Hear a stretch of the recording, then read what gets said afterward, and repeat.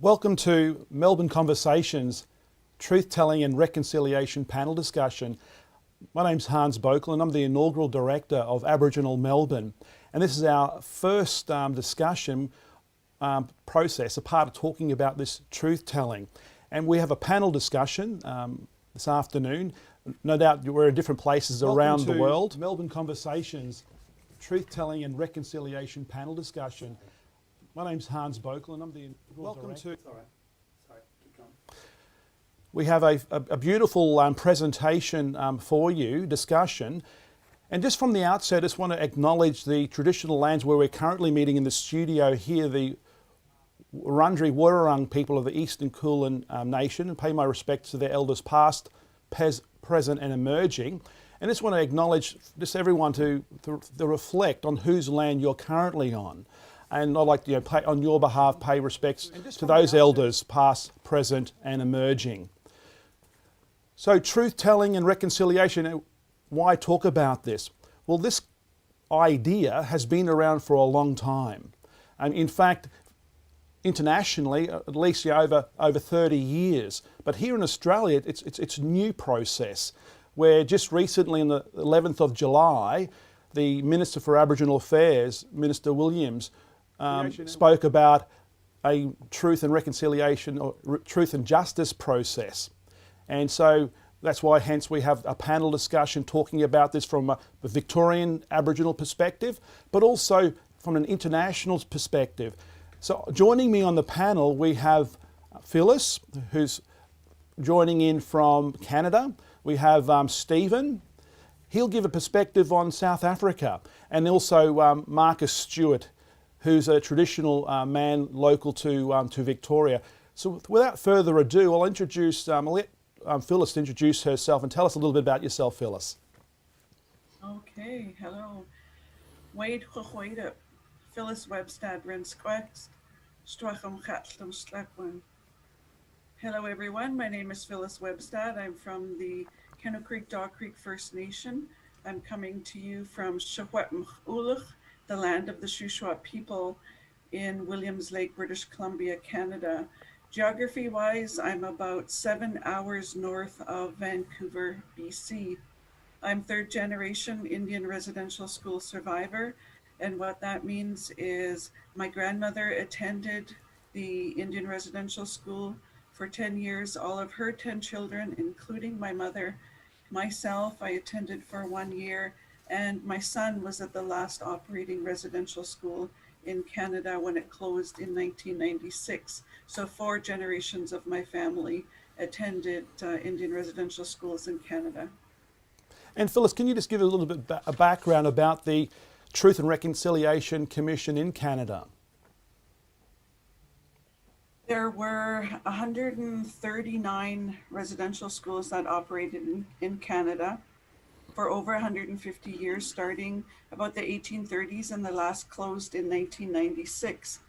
And I'm going to read you just a couple of sentences that I found on the Truth and Reconciliation site. For over 150 years, residential schools operated in Canada. Over 150,000 children attended these schools. Many never returned. Often underfunded and overcrowded, these schools were used as a tool of assimilation by the Canadian government and the churches. Thousands of students suffered physical and sexual abuse. All suffered from loneliness and a longing to be home with their families. The damages inflicted by these schools continue to this day. In 2009, the Truth and Reconciliation Commission of Canada began a multi-year process to listen to survivors, communities, and their families and others affected by the residential school system. The resulting collection of statements, documents, and other materials now forms the heart of the National Centre for Truth and Reconciliation, which is in Winnipeg, Manitoba. Thank you, Phyllis, and we're looking forward to your thoughts with regards to our discussion today. Now we'd like to introduce Stephen. Stephen, could you tell us a little bit about yourself? Thank you. Can I acknowledge that I'm zooming from the traditional lands of the Watuorong and Wurrung and Bootwurrung peoples of the Kulin Nation, and I pay my respect to the elders past and present. Now, name is Steve Rametsi. I came from South Africa to this country in 1985 as a refugee from apartheid, and I, as a young student, participated in student struggles against the unequal system of apartheid education, which was designed to keep us as Africans and Black people generally in inferior position, because the quality of education itself was inferior with very negligible government funding. Now, apartheid, as we all know, was a system that the United Nations declared a crime against humanity. Now, the Truth and Reconciliation Commission, the TRC for short, which was a very important domestic agency during President Nelson Mandela's presidency. And its purpose was to review atrocities committed during the apartheid years. It was set up in 1995 under the leadership of the Emeritus Archbishop Desmond Tutu to enable perpetrators of the gross human rights violations to disclose atrocities they committed. The hearings began on the 16th of April, 1996, and the TRC itself was as we can deduce from its words, a hybrid Truth and Reconciliation Commission. And it was divided into 3 committees with 17 commissioners.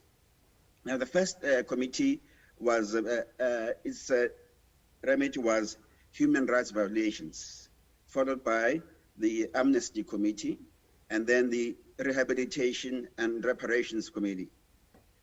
Now, victims of atrocities were given the opportunity to disclose the hurt, pain, and suffering they experienced from apartheid atrocities. It was given power, the Commission was given power to grant amnesty to those found to have committed gross human rights violations under extenuating circumstances. The TRC received more than 7,000 amnesty applications, and it held more than 2,500 amnesty hearings, and granted some 1,500, about 10% of the hearings, amnesties for thousands of crimes committed during the apartheid years. Applicants who were not given amnesty, who were not given amnesty, were subject to further legal proceedings. Individuals were required to not only fully admit to the crimes they've committed, but also to prove the crimes were politically motivated.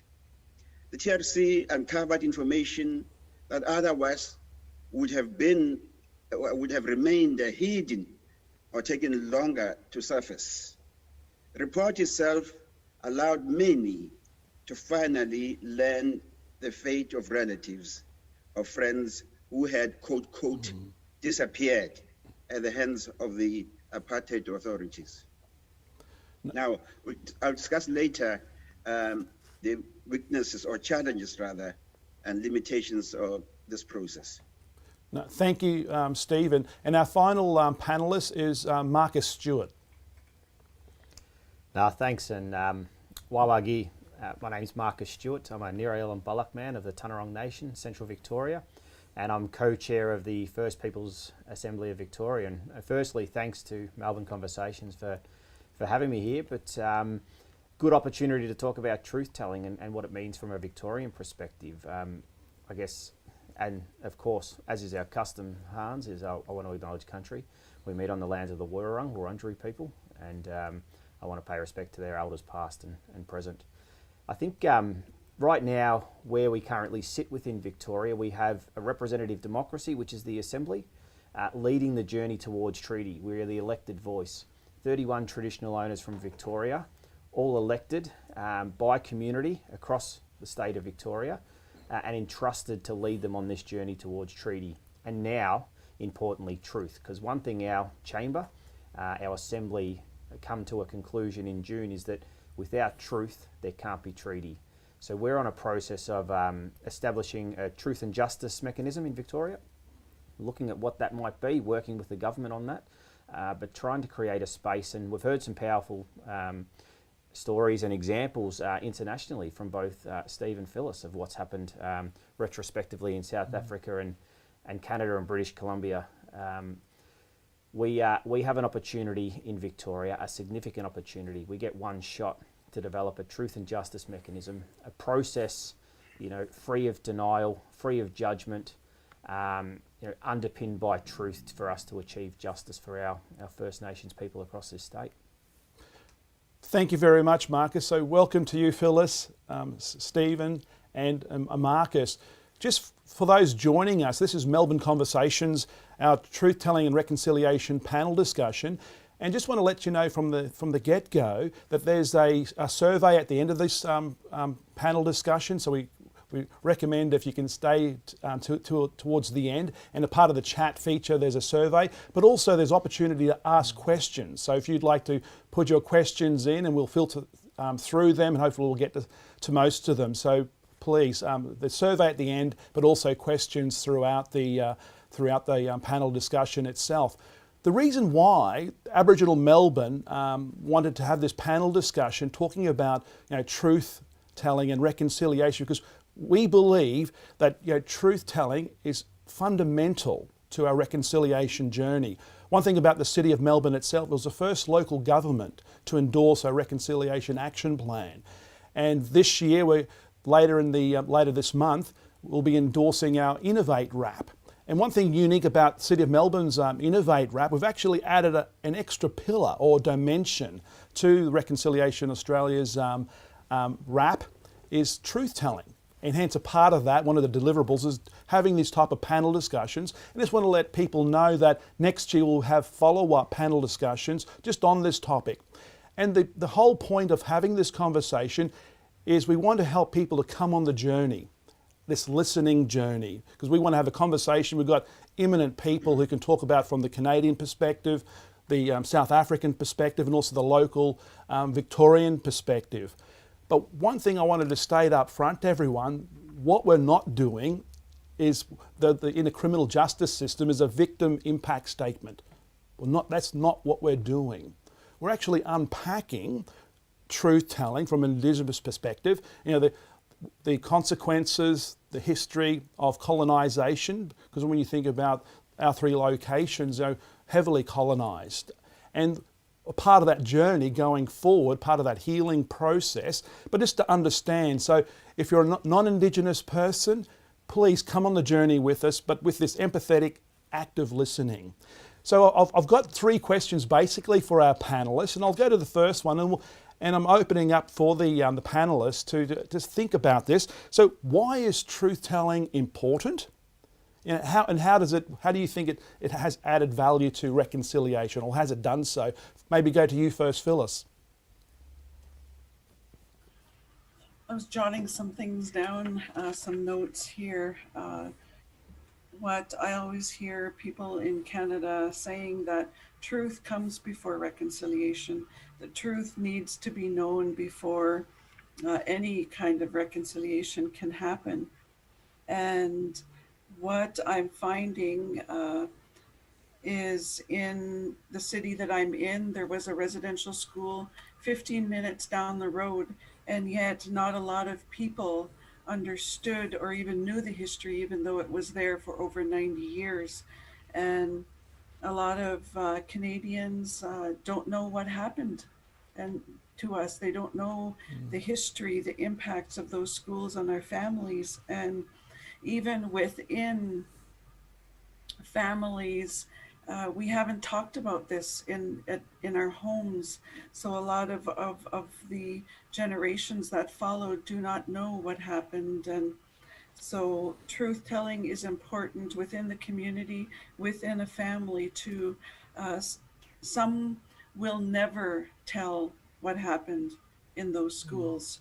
And some have gone to their graves never telling anybody what happened. But wherever people are is fine. It's no one is forced to talk if they don't want to. And I know my grandmother did not talk about the feeling part of it. She talked about the funny things or something that happened, but rarely ever the feeling, the deep down emotional part. And the history of Indian residential schools in Canada, it's not just Indigenous history, so First Nation, Métis, and Inuit people. It's Canadian history. And I'm wearing an orange shirt. I'm the founder of Orange Shirt Day in Canada. It's held September 30th of every year since 2013. And it's a conversation starter to talk about residential schools in Canada at least one day a year. But it's proving to the schools all across Canada take part, and the children are learning about the stories. And I'm finding that they have a lot of empathy for the stories and the truths. So Thank you. Phyllis, just what you just mentioned, it kind of resonated with me just on a personal note, because my mother, she was brought up in a mission in Queensland, a place called Cherbourg, and it wasn't until I was in my 30s, then she started telling me about her story.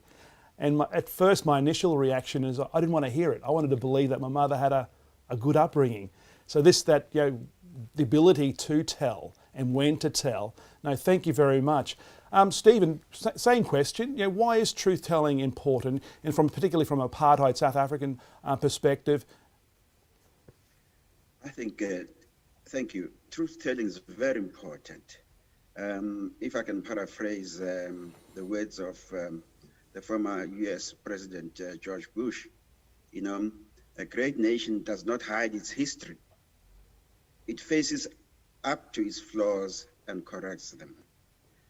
And the flaws, if they are not disclosed, if they are not confronted, they linger on and have a debilitating impact on the future of any nation. Now, people have suffered atrocities under colonialism and occupation, as the Aboriginal Australia. I think it is important that truth-telling reveals all the atrocities, be they personal, but also, the socio-economic consequences of oppression, of colonization, which tended perhaps to be ignored, sadly, with the South African Truth and Reconciliation Commission. And as a result of that, South Africa, having gone through that process, which, don't get me wrong, was great in having, giving people the opportunity to air, the pain, suffering. But then it did not really change fundamentally the structures of socio-economic marginalization, of oppression. And as a result, South Africa remains, as per United Nations characterization, one of the most unequal countries in the world. And sadly and unsurprisingly, the levels of violence, are showing. And these largely arise out of systemic, oppression and denial of economic opportunities, mainly. The majority of the people. You take the basic issue of the land question. The land question, which also I think is still an issue in Aboriginal Australia. In South Africa, the Truth and Reconciliation Commission did not at all address the land question. Land remains in the hands of a few, while the majority do not have access to it. And I do not condone violence, but then, perhaps that provides some explanation, or if you like, reasons behind the high incidents of violence on the farms in South Africa, and it's not only white farmers who suffer from such violence, because there's a narrative that tends to think it's only white farmers, but that narrative excludes the most of the farm workers who are black, who are also been victims of such violence. It is at the root of inequality. A people dispossessed, a people disempowered, would resort to desperate means to make a living. And until and unless that issue is addressed in South Africa, violence uncertainly will linger on. I think that's a very important lesson, that needs to be noted coming out of the process of truth and reconciliation in South Africa. Land question must be addressed. Thank you. No, thank you, Stephen, and very much so true with regards to land rights issues here in Australia. And then finally, Marcus, again, the same question. Why is truth-telling important, particularly part of our reconciliation journey here in Victoria? No, it's a great question. It's a big question. Where do you start? We're on the journey of treaty in Victoria. We're on the verge of something special and significant and history-making that we've never seen in this state before. We've got a truth and justice process, or a mechanism that's being developed in partnership with government. And you think about the reference that Steve just made by George Bush. We've obviously got a state of Victoria that want to be great and want to understand their truth, that don't want to live in denial, that don't want to have the culture and the history of this state being visible. They want to embrace the truth. And I think that's the challenge we've had in Victoria. Where do you start? Is it the massacres that happened in our state? Or is it contemporary issues? Is it why do Aboriginal people in Victoria die 10 years younger than our fellow Victorian? It's a great question. It's a big question. Why are we over-incarcerated in the criminal justice system, overrepresented in the child protection system? So we see truth as a journey. And you're right in what you described as the process that Melbourne, City of Melbourne are actually going down. This isn't an avenue, and neither is what we're doing right now, where people will come forward and tell their stories. We need to create that environment. That needs to be a process of healing. But what we want to do as a representative democracy in the Assembly is we want to create a great Victoria. We want to create a united Victoria that we all feel we belong to, that we all feel we're connected with. And that's the opportunity we have. And as I'd said earlier, without truth, there can't be treaty. Truth's the ingredient to why treaty is important.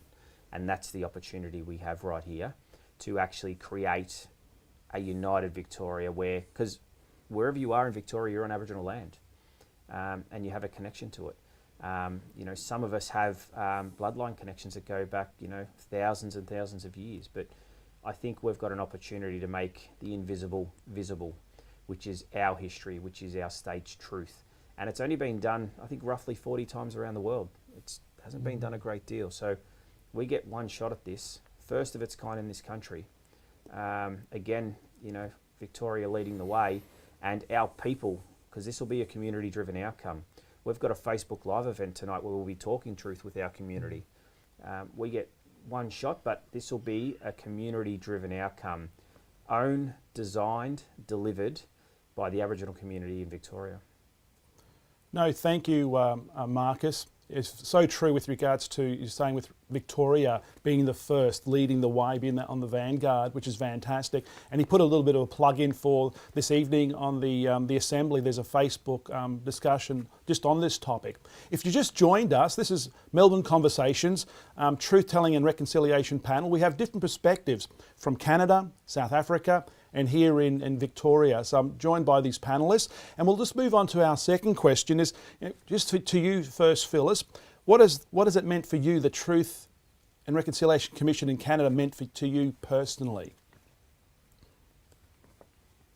My mother is Shawetm or Shuswap, and my father is Scottish, and I never knew my father. I just met him in 2018, and I never knew my history being a Secwepemc woman and what our history was. I didn't even know that we lived in underground pit houses, and that we were affected by the smallpox of 1862 with the coming of the gold miners, and then being put onto reservations and then being sent to residential schools. That history was never talked about in the home. I lived with my granny on the reserve until I was 10. And then my aunt took me after that. I never did live with my mother. She was not able to care for me because of her experiences at the residential school. So it wasn't talked about in the home, it wasn't taught in school, and it wasn't until 2004 that I started to learn the history of my family and why I felt like I was crazy.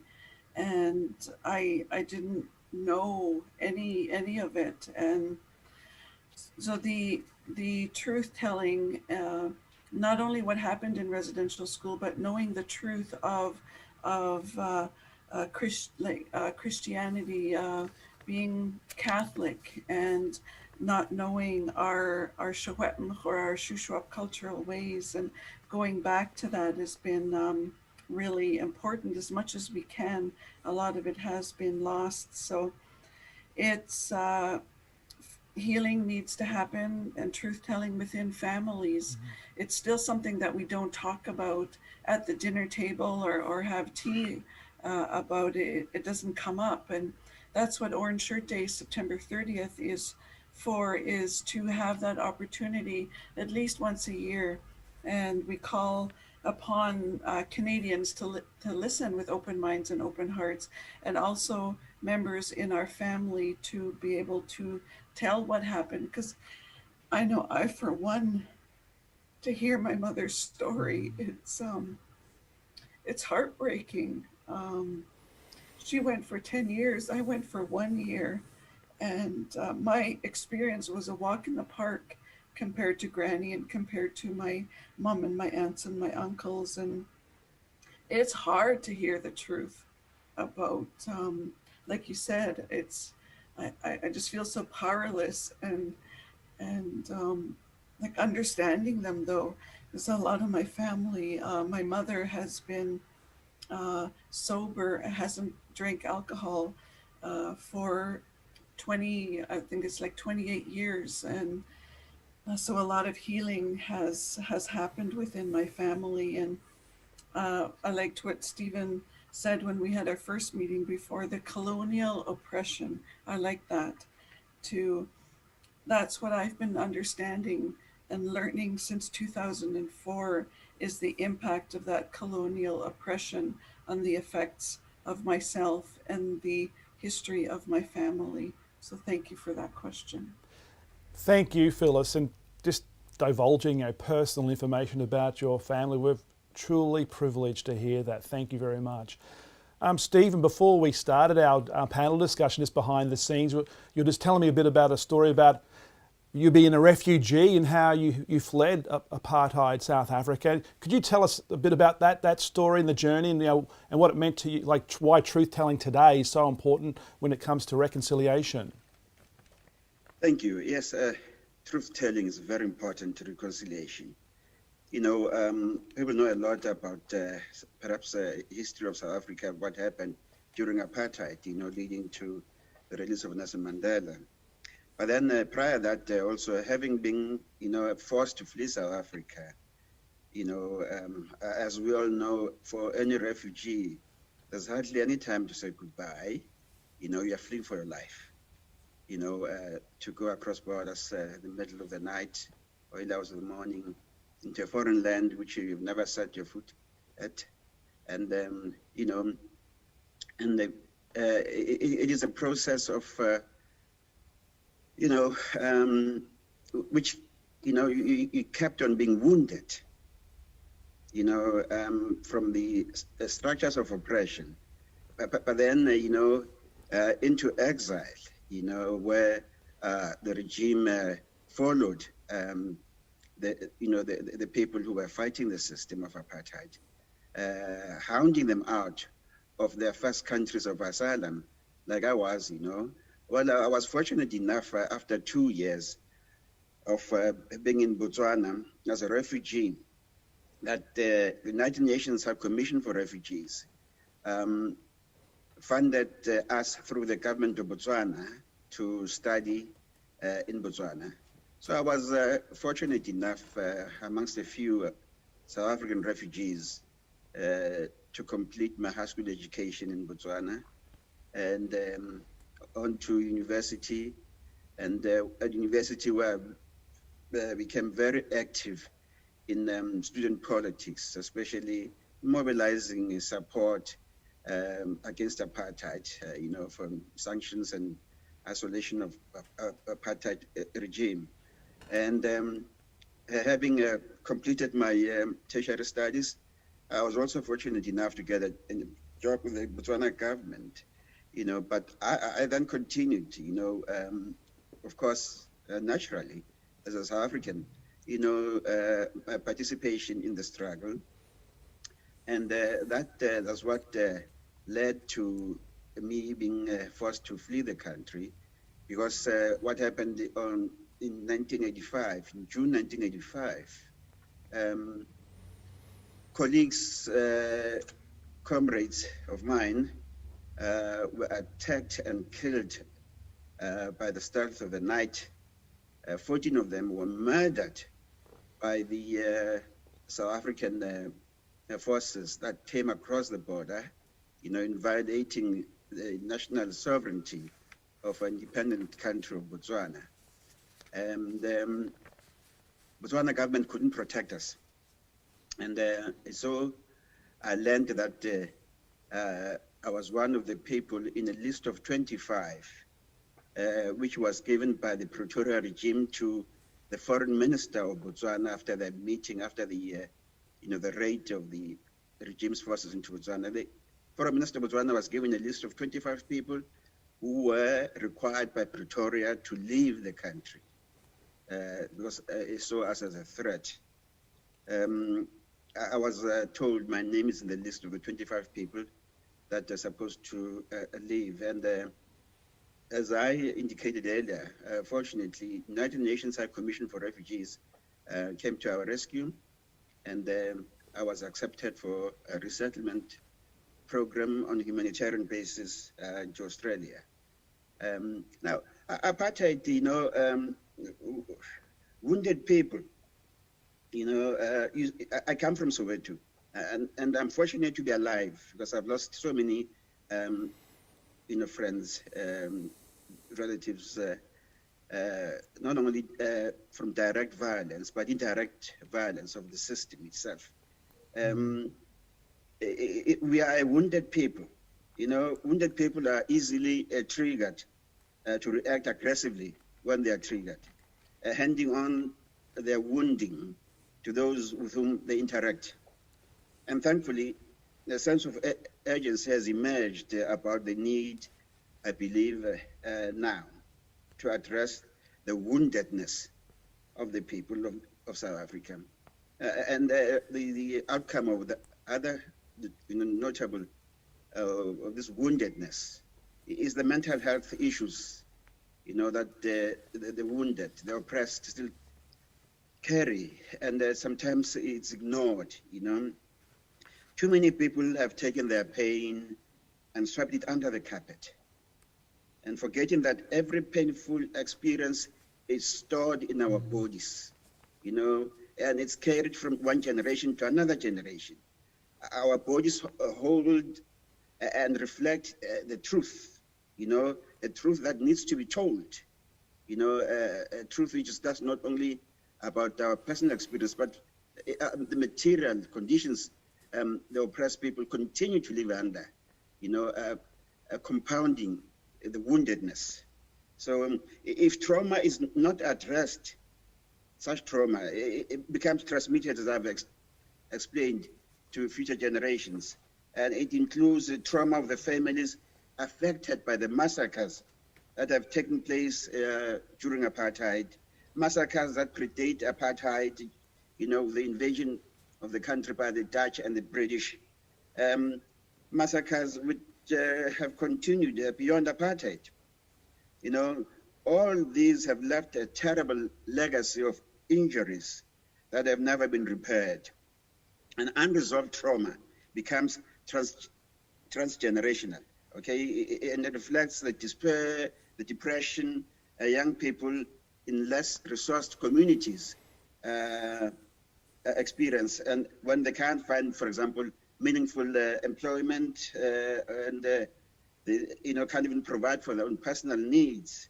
And many of this generation in South Africa are the inheritors of the disadvantages that have accrued to their families, and those are close to the chose, the path for freedom.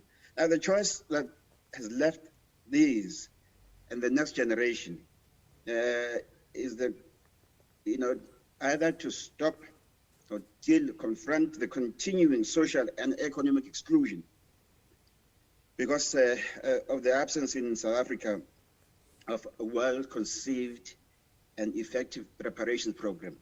Now, that was the major weakness of the Truth and Reconciliation Commission in South Africa, the lack of reparations program. I'll come back to that later on. No, thank you, Stephen. And just picking up one point too with regards to the intergenerational impact of apartheid. And so with truth-telling is only just the beginning of the journey of reconciliation, for the next generations and how we deal with that as a country and as a people.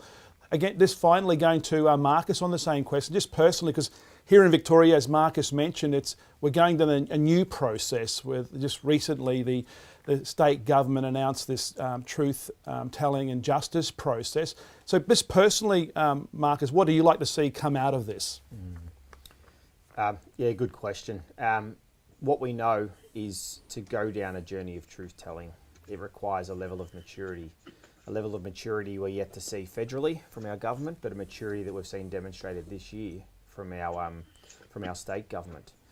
Our community have long cried for this. It's long formed our activism and our advocacy for generations. Steve and Phyllis made some really strong points. Being victims, being wounded, the trauma, how it's transgenerational, how if you look at the stolen generations, for example. If we're not, as Aboriginal people, directly impacted by that, we're vicariously impacted by that and carry that trauma through our communities, through who we are, through our identity. As Steve said, what it's like being the wounded, how the privilege continually judge the subjugated through what's happened in colonial oppression.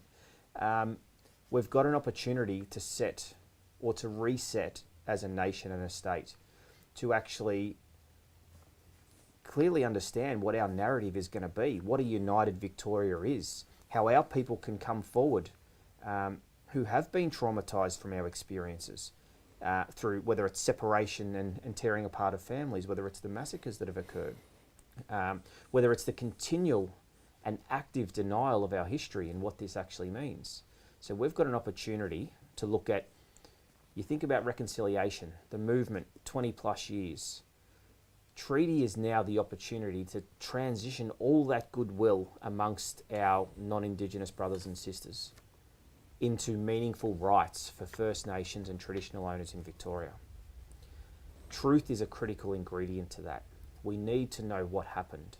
We need to be able to sit opposite our fellow Victorian and look them in the eye, for them to be able to listen and to hear what exactly has occurred and how we can embrace a future Victoria that we're all connected with and belong to, as I'd said earlier. No, thank you, Marcus. If you've just joined us, this is Melbourne Conversations, Truth-Telling and Reconciliation panel. We have three panellists, just giving their perspectives from Canadian, South African and a Victorian perspective on this very important topic, particularly for Victorians, and what we can learn going forward. We'll go to our final question now, and just Phyllis, with regards to the Truth and Reconciliation Commission, has it had its desired outcome effect? What's your thoughts? Yeah, I'm what they call a grassroots person, and I'm not involved in the political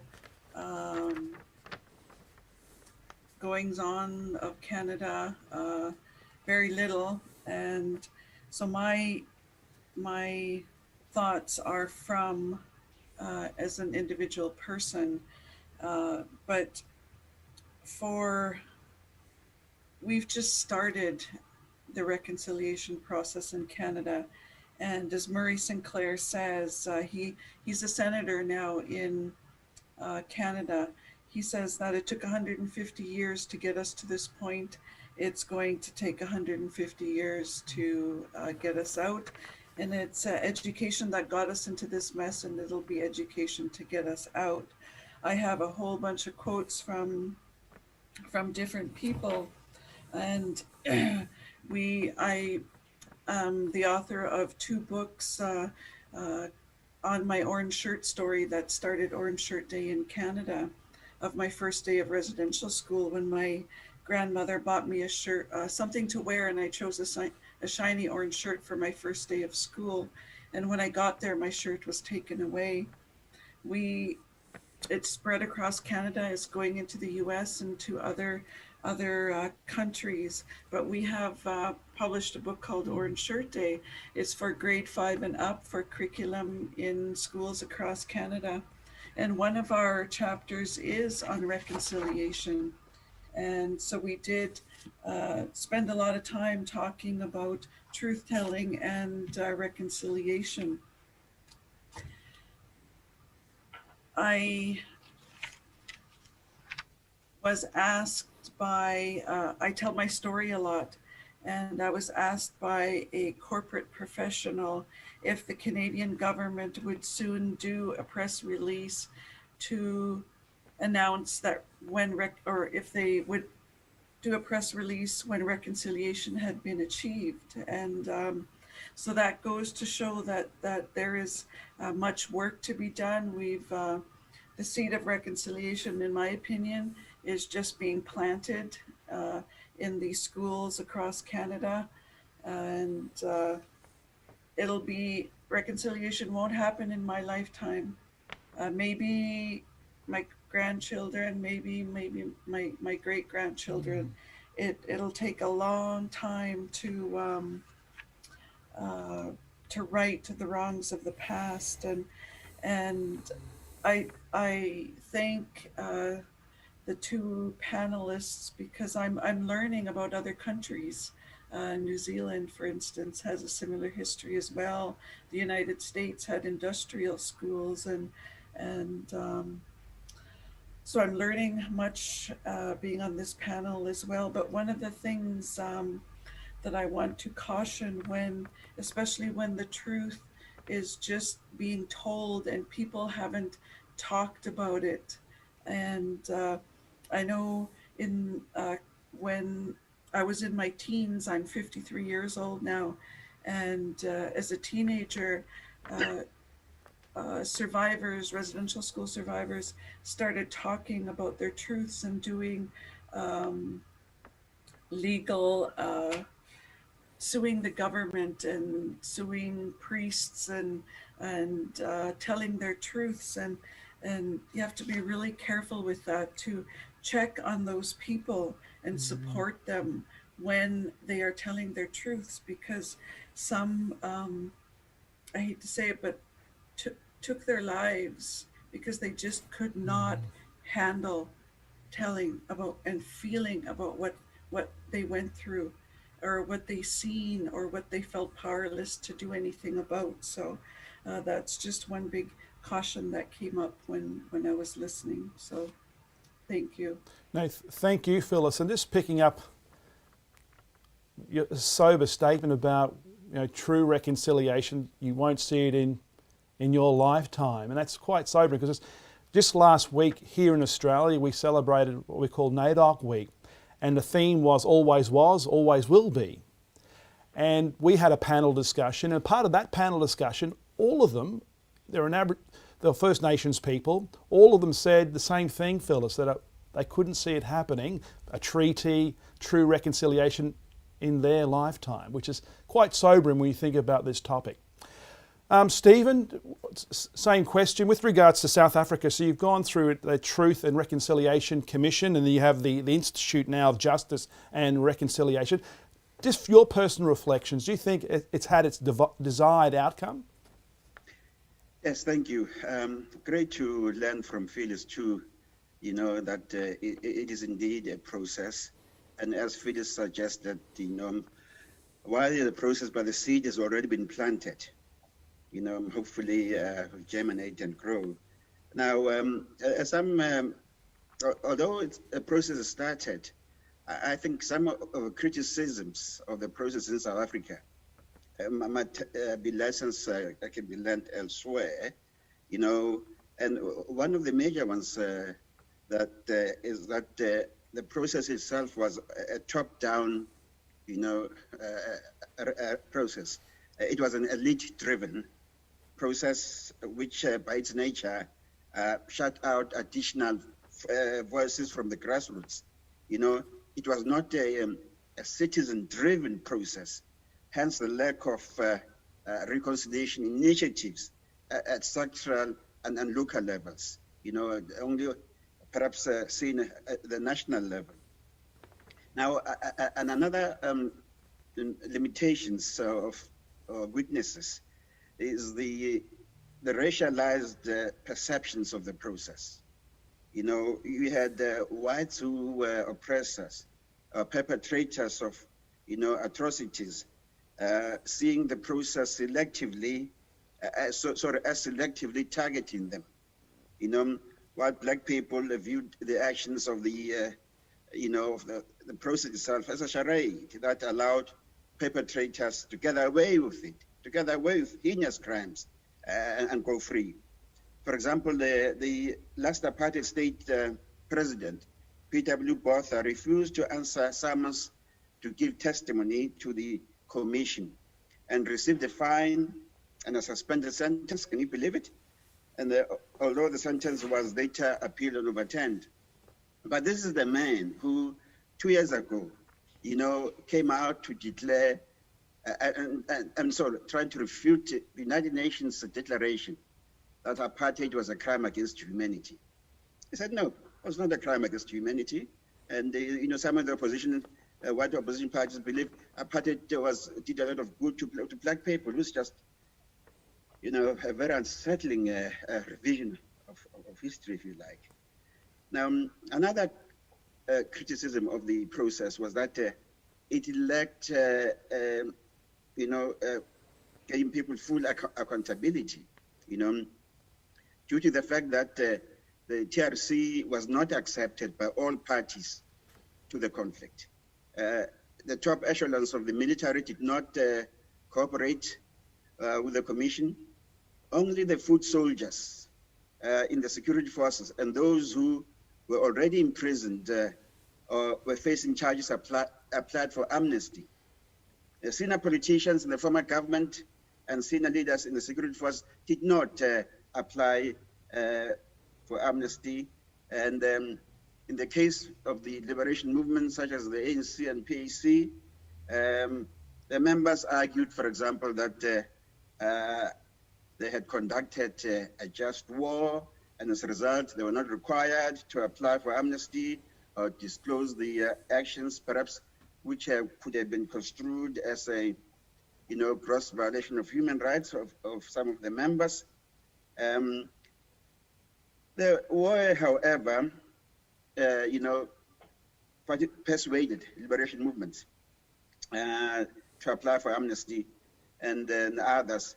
And there were also prosecutions of very few individuals who failed to apply for amnesty and who were refused amnesty. Some were refused amnesty by the TRC commission, by the commission. But however, the failure to prosecute disillusioned many victims and encouraged the view or perception that the government had strengthened impunity and that the beneficiaries of apartheid had escaped accountability for their actions.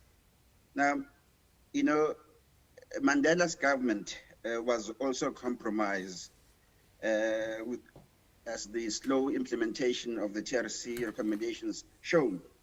For example, the reparations program did not take off. To heal the wounds, the Commission had recommended that a wealth tax to punish those who gained from apartheid be imposed on them, but the Mandela government did not follow that through. And although the government paid some reparations to less than a quarter of the victims of gross human rights violations, it was quite not enough. And the Commission's failure was its, I believe, inability to address the collective loss of dignity, opportunities, and the systemic violence that continues to bedevil South Africa. And as I indicated earlier, significantly so, the land question, which remains unresolved. Now, this includes, if you like, other wider questions, such as the exploitative migrant labor system in South Africa, which draws workers from across the borders for cheap labor. And in South Africa itself, the mine workers are still, suffering from a terrible exploitation. Hence, you had in 2014 the unfortunate Marikana massacre in post-apartheid setting, where 34 miners were killed by the police of the post-apartheid government, the ANC government, for demanding a living wage. Not only that, you also have, what the Commission failed to address was the role of the transnational corporations, the big multinational corporations. You had, for example, more than 650 United States corporations that had invested and profited under apartheid, and those were not held accountable from the huge profits they made under apartheid, exploiting the cheap black labor of the people that were oppressed.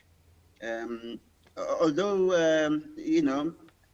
undeniably, some socio-economic improvements have been made, maybe also notable, the continuing economic exclusion of the majority is still the issue in South Africa. Economic inclusion is elusive. And the question of reparations is very important. The TRC did not address that; it failed to, and hence there is a strong push by some community and civil organizations to pursue the question of reparations. That apartheid, such as a heinous system of economic exploitation of the black majority, they got off scot-free. There's just not been justice. There has been truth-telling, but you can't have reconciliation without justice. There has to be justice for that to be reconciliation. Thank you. No, thank you, Stephen. And just hearing you and Phyllis, we can still say it's still a journey, it's still a process that we're unpacking on this truth-telling journey. So just finally, that same question to Marcus, and I suppose one thing's a little bit different because with regards to Phyllis and Stephen, they can reflect back on what's already happened, and they're very much in the middle of that journey. I suppose for you, Marcus, as the co-chair of the Assembly, is it worth the effort? Hearing what Phyllis and Stephen have said, is it worth the effort, going on this truth and justice process here in Victoria? Anything that's going to improve the lives of Aboriginal people in Victoria is worth the effort, and it's worth the fight. There's no doubt about that. I think, there's some really good reflections that we can learn from in Victoria, from what we've heard from Phyllis and what we've heard from Steve. And I don't say this lightly, we're on the verge of history and making history in Victoria. next year we will see a truth and justice mechanism of some sort, owned and driven by our community. That's something all Victorians can be proud of. That's something our people can be proud of. And we're on the verge of history with treaty. First treaty negotiation framework in this country and state. We hope to see treaty making in the years to come, not too far away, not a lifetime away. And so it's great to hear that NAIDOC week there was a panel discussion from Melbourne Conversations. And your panel members, I'd say, get on board, get involved, because you will see treaty. We're on the verge of making history here in Victoria. It will happen. And next year, we'll see one of the first incremental and important steps, and that's a truth-telling process. A truth-telling process set out to achieve justice for traditional owners and Aboriginal Victorians. No, thank you. Yeah, Stephen? Just, following what Marcus was saying, of course it is a very important process, the historical momentum for Aboriginal people.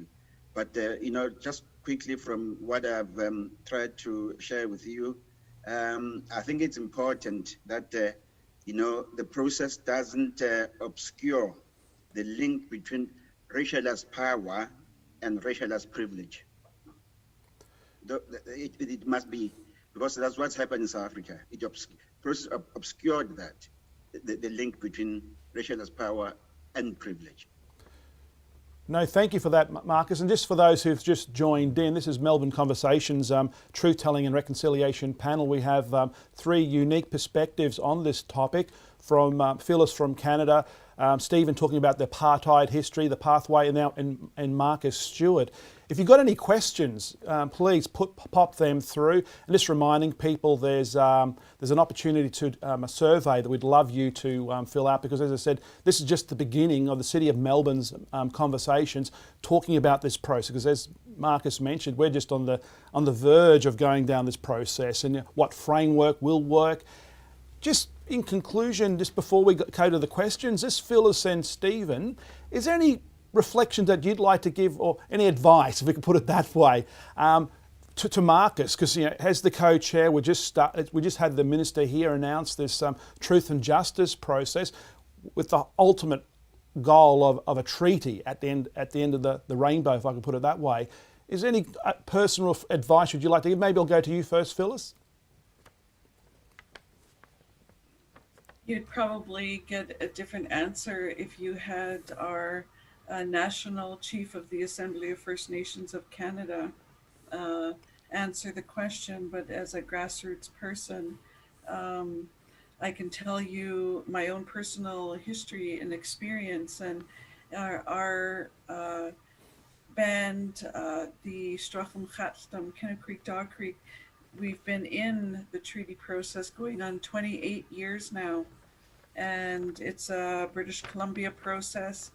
All across Canada, it's different. A lot have treaties from a couple hundred years ago, but in British Columbia, we're different. We never did have treaties, and so we're quite diverse. And but it's a 6-stage process, our treaty process, and I've participated in a lot of it. A lot of it is chapters. They have it broken down, for instance, fish and wildlife, education, housing, all of the different chapters. And our communities have had input on all of those chapters, culture, language, and we're in the 5th stage of a 6-stage process. The 5th will be to vote on it, and the process started 28 years ago, and some youth are coming of age. They were like 20 years old. They might have been 8 when it started, and they're questioning whether it's even worth it. We've been in this for so long, but the older ones at a meeting we had recently, my age, were saying, because they were asking how much longer, and people were saying, well, maybe up to 10 more years before we can work on implementation. And they're like wanting to know, well, what's the alternative if we don't have a treaty? with the province of BC and with Canada. And but people like myself that have been around since it started are saying, "What's another 10 years?" That's a drop in the bucket compared, and if we get what we want. And so that's about as political as I get, and that I know just from the ground what's happening with our own treaty. And we I always tell a story about how my grandmother at treaty meetings, our protocol is that elders, you ask the elder to say the prayer uh, before you have a meal. And a lot of our treaty meetings, we would have meals, and they would always ask my grandmother to pray. And she prayed the Catholic way. She would make the sign of the cross, bless us, O Lord, and say her prayer and sit down. And I remember being embarrassed, and because we were looking at our treaty and we were questioning, what does it mean to be Shawetm? How would we have prayed in the Shawetm way? And they were wanting the language instead of what my grandmother had learned at residential school. They wanted our language. And so that was really something that I learned during our treaty process. And so that's what I have to offer with that question. No, thank you, Phyllis. Maybe we'll go to Steve, and then maybe if you want to say some comments, Marcus. So, Steve, your insights, and now you reside in Australia, so you can see what's happening here politically here in Australia, and also the process that the Victorian government with the traditional owners are on. Any insights you'd like to pass on to Marcus? Yes, I think it is a very important process that the Indigenous peoples of Victoria are about to embark upon. And, from the South African experience, I would just, that I hope it continues, a process in Victoria to be one that's, driven, as Phyllis has suggested, from the grassroots. That it involves people, ordinary people, come to own the process, and it also try to include, wider community alliances from broader multicultural communities in Australia. I think it's important that people like me give that support, for that process. And above all, as truth-telling is important and towards reconciliation, but the outcome of it, the rehabilitation for the victims, especially Indigenous peoples, young people, in Victoria here, I think it's important. And that makes the issue of reparations very, very, very essential. Reparations, have to be pursued because the process of truth-telling and reconciliation, however long, the length of time it takes might obscure this important issue, of rehabilitation and reparations, which should be the outcome, final outcome, of the process. Thanks. Marcus, any comments with regards to what Phyllis and Stephen? I mean, really powerful points, and something that we will take on board, and we don't take lightly either. The beauty of us as an assembly, as a representative democracy, is we're elected by our people from across Victoria. We represent them, and we can't vote on any treaty position or treaty matter without engagement, without conversations, and without this being driven by our community across Victoria. But these processes, truth and justice treaty, have to deliver structural and systemic reform. They have to change, and they have to create equity amongst our people, equity for all. So that's what we're out to achieve. This has formed part of our activism for generations, part of our advocacy for generations. Our communities don't trust government. That's generational. There's no other way around it. That is the reality. Treaty is a way of resetting that relationship, re-establishing the power imbalances between that relationship. And for us, having autonomy and being able to improve the lives of our people. Stephen's made a really key point. We don't have generational wealth as traditional owners in this country or in this state. We need to build that. We often hear about economic development, economic participation, but we want to get to a point of economic independence.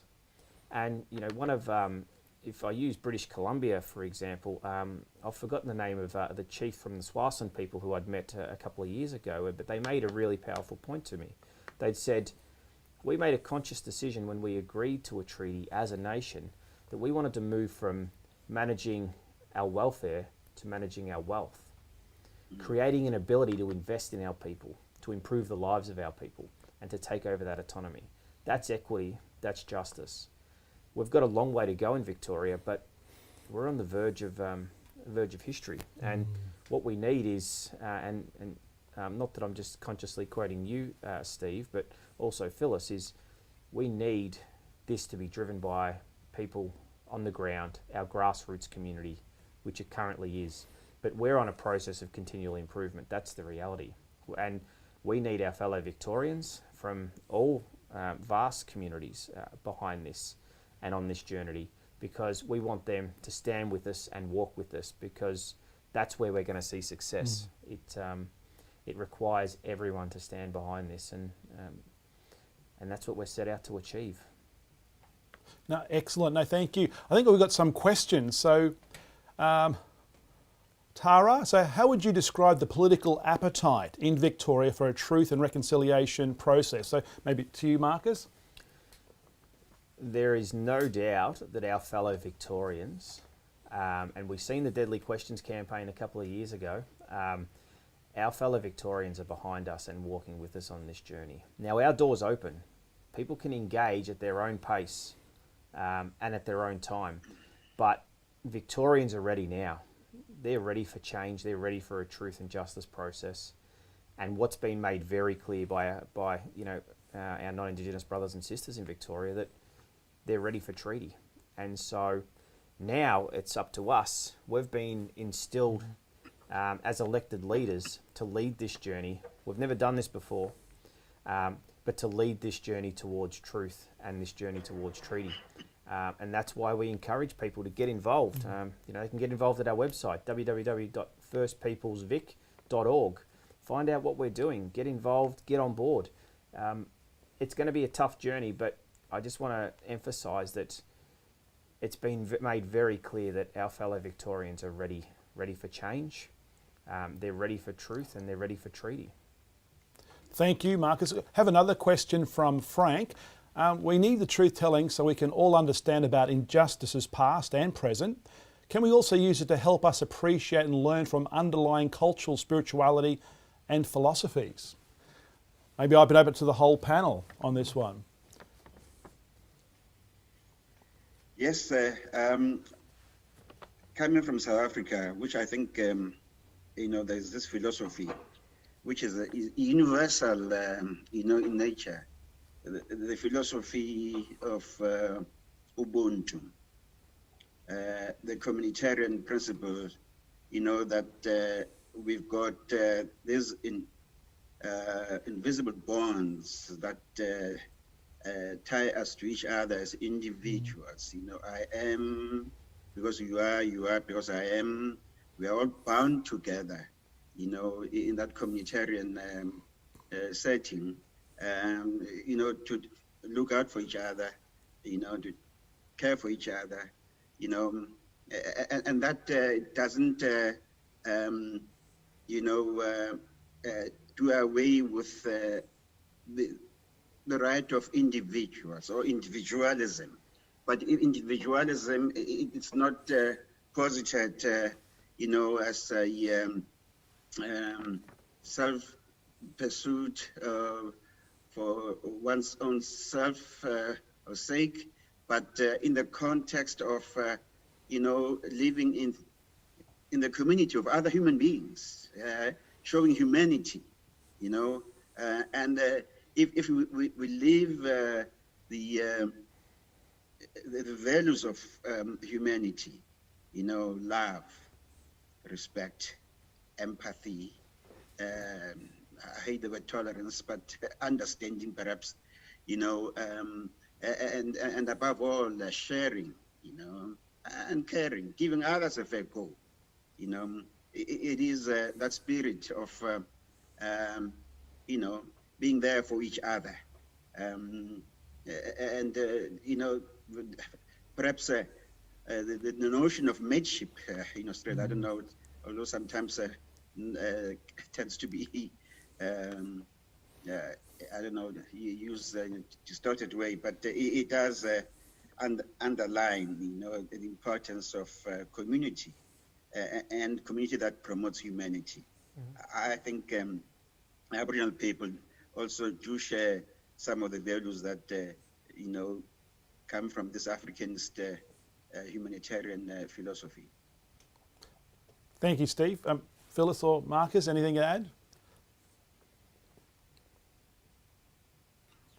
I must admit I didn't hear the question. I was writing down the website that Marcus was saying and then thinking my own thoughts about how I needed to share our website. So I totally didn't hear the question. That's okay. I'll restate it. So we need truth telling so we can all understand about our past injustices and the present. But can we also use it to help us to appreciate and learn from underlying cultural spirituality and philosophies?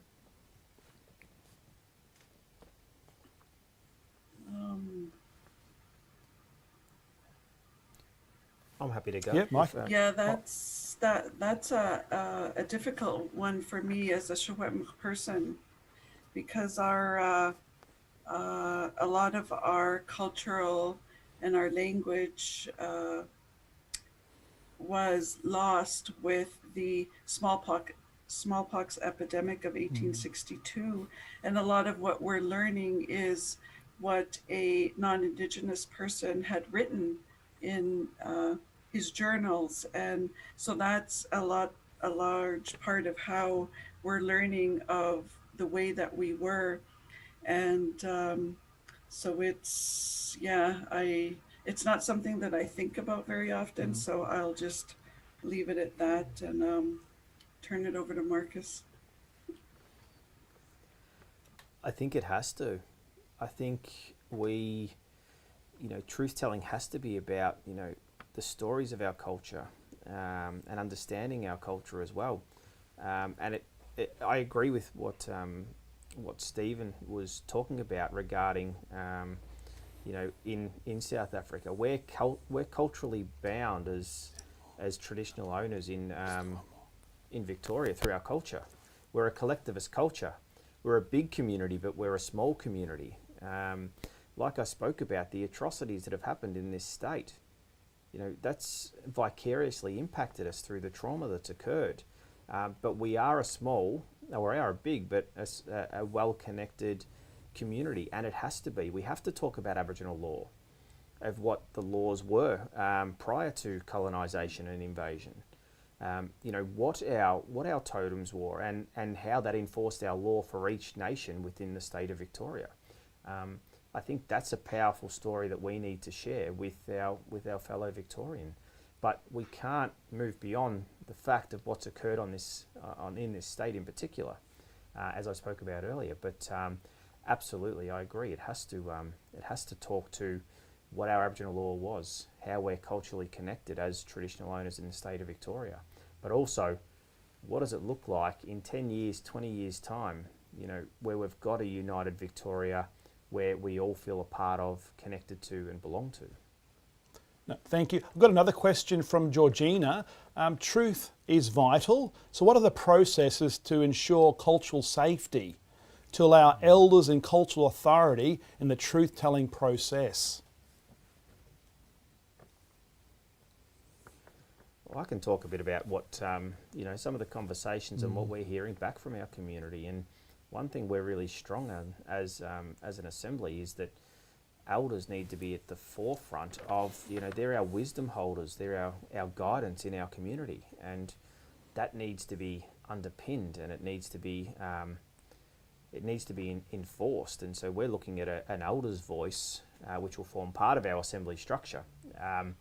But there's one thing, through the consultations and the conversations we've had with our community, it's been very clear that elders play a critical role in this truth-telling process.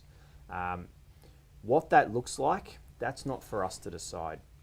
Right now, for the first time in the history of this country, we've seen royal commissions into Aboriginal deaths in custody, but we've got the pen as a democratically elected body of traditional owners in Victoria.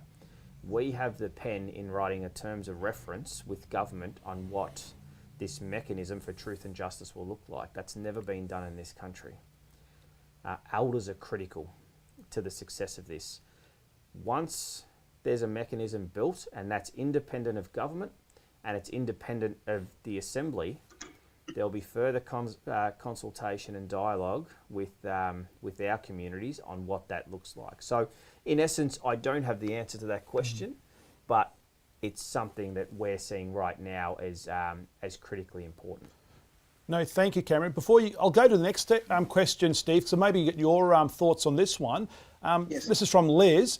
Truth-telling and the trauma it produces needs to be managed carefully, particularly when we think about what Victoria's doing or embarking upon. So what professional support is available, to manage this process? So, how is it managed in South Africa, in Canada? But what mechanism have we got set up here in Victoria going forward, dealing with trauma and managing it? Okay, before I answer the question, that one, perhaps just to add a bit on what Marcus was saying. Yes, truly, the elders are the repositories of, cultural wisdom and knowledge. And, without them, really, it's hard to be able to, for the young, to chart the future course and to be able to grasp their cultural identity. Their identity is very important. As the first president of Botswana, the country where I sought my first asylum, said that, a nation without its past is a nation without a soul. I think it's very important that the past, however difficult to understand, colonialism tried to erase our pasts, or distort them, and it is important that we are able to, if we can, go back to excavate, research, rewrite, our histories, run the conquerors writing our own history for ourselves, and that history can only be obtained in most cases from the elders, through the oral traditions, the knowledge they have, stories that have been told from generations to generations, the paintings, the drawings, all those, tell about people's past and identity, and that's important. And as regards the trauma of victims, I think trauma really needs to be addressed, because if you don't address the trauma, people continue to be wounded. And, people can only be able to go forward once that woundedness has been addressed and people have healed. And it is through various ways, or maybe cultural practices, but also inclusive of modern counseling, it's psychological or whatever. A lot of people in South Africa, like myself, have gone through counseling, to perhaps get rid ourselves of the demons, of being woundedness. And I think that perhaps could is something that Aboriginal people can, look into. No, thank you, Stephen. Just conscious of time, but just reminiscing on what Phyllis was saying about the psychological trauma, even just to talk about the topic. So this process, this hearing from yourself, Stephen, and Phyllis, here in Australia, that's a process that the part of this truth and justice process and getting towards a treaty, we'll have to grapple with and deal with on an individual basis going forward. Just one final question we'll go to is Jessica. So how does the truth-telling lead to justice? So the linkage between truth-telling and justice, so far in Australia we've had the truth without justice. So how will this process be different? Maybe you, Marcus. Yeah, sure. What we're seeing in Victoria is the first truth and justice process of this nation's history. We've seen inquiries, we've seen Royal Commission, we've seen lack of leadership in government through continual denial, continually ignoring the history, what the findings are. Like, you just look at the Aboriginal Deaths in Custody Royal Commission, we still don't have all recommendations implemented. There's a number of them that sit at the Commonwealth level. So I think to see success in this, it requires an element of maturity, it requires an element of integrity, honesty, but no denial. We have to actually sit and create a culturally safe environment for traditional owners and Aboriginal Victorians to come forward, to tell their stories. But then what's the wraparound support in their communities when they go home amongst their families? How are they supported? Because this is going to be a big step forward. Now, we don't know what that looks like. But to go back to the question, justice is critical. Systemic and structural reform is critical to what we're setting out to achieve through this process. It has to be an outcome. There can't be recommendations that are unimplemented or ignored. So, like I'd said earlier, this process needs to be a process without denial. That's critical. Without judgment, that is purely about truth, that is about, like Steve said, embedding the soul of this nation's history and this state's history. Because without that, I mean, I'm quoting Steve here, but I think that's a really powerful quote, and I think that's critically important. No, thank you, Marcus. Any final thoughts from you, Phyllis? I had never really thought about the justice part. So I'm searching myself I'll be asking my family and asking them what would it mean to you to have justice for what has happened. But when I do my presentations, I thank the children when I or anybody when I present and tell my story. Thank them for wearing an orange shirt on Orange Shirt Day, for learning about what happened to us, or for wearing a pin. Because for us survivors, it's like a little bit of justice in our lifetime for what happened to us. Because the government or the perpetrators, they will never go to jail. They're long gone. And so for me, seeing people learn about the history and what happened for me is a little bit of justice. But to go further, like economically, like what economic justice, I guess. And so it's definitely something for me to think about. You've given me kind of out of my comfort area a little bit, and getting me to think about. I've been telling my orange shirt story full time now since April of 2019, and telling the same story over and over, telling the truth about what happened. And I've heard words like cultural safety, but I've never really had the time to explore what that meant. So yeah, a lot of this is I need to expand myself, I guess. Yeah. Maybe, Phyllis, it's an opportunity for another panel discussion for us. We've run out of time. I just want to, on behalf of the City of Melbourne, but also all those viewers watching this and who are going to watch this, a recording of this, just like to thank Marcus, Phyllis, and Steve. Your perspectives on this Melbourne Conversations Truth Telling and Reconciliation panel. Because one thing with regards to the City of Melbourne, our aim of having this panel discussion is that truth-telling is fundamental to our reconciliation journey. And we've heard certain histories, and traumatic as they were, how it's impacted, like Phyllis directly, where Steve had to flee his country of birth, and in Marcus, how he's embarking on this truth and justice process, towards the ultimate goal of a treaty here in Victoria, which is a first, which is fantastic. But this reflecting on what we've discussed today. So when we talk about truth-telling, it's not just about the history, our colonial past, conflict, dispossession. Also part of truth-telling is the strength and resilience of our Indigenous peoples, even people in South Africa. It kind of dovetails well into NAIDOC's theme last week, always was and always will be, so that futuristic looking.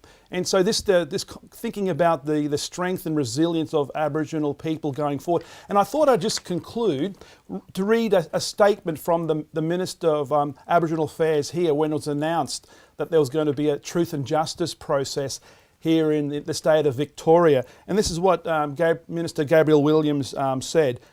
There is nothing more powerful than truth, because with honesty comes healing. It goes to take courage from all sides to uncover truths of our past and understanding ongoing impacts. Establishing this process brings us one close step closer to genuine reconciliation. We owe it to Aboriginal Victorians to be frank and honest about the injustices they have faced and continue to face. This will help us address these injustices and build a stronger Victoria on a foundation of trust, not just for the Indigenous Victorians, but all Victorians going forward.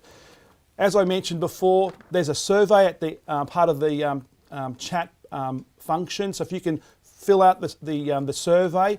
We really appreciate it taking up the time out of your busy schedules, Stephen, Phyllis and Marcus. We hope you've enjoyed Melbourne Conversations, Truth-Telling and Reconciliation Panel. Until next time, goodbye.